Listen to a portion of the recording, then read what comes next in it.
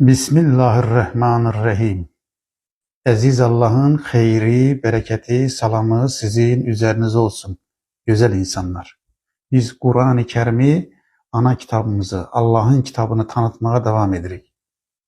Bugün sizə Qur'an-ı Kərimdən o ayələri oxumağa çalışacağım ki, o ayələrin sayı çoxdur, hamısını oxumaq imkanımız yoxdur. Amma bir qismini sizinlə bölüşməyə çalışacağım ki, o ayələrin əsas mesajı budur ki, Allah hər insana onun əməyinin qarşılığını verəcək. Bununla bağlı önəmli bir mesajlar var. Onlardan ayələri seçdim, onları sizə oxumağa çalışacağım gözəl insanlar.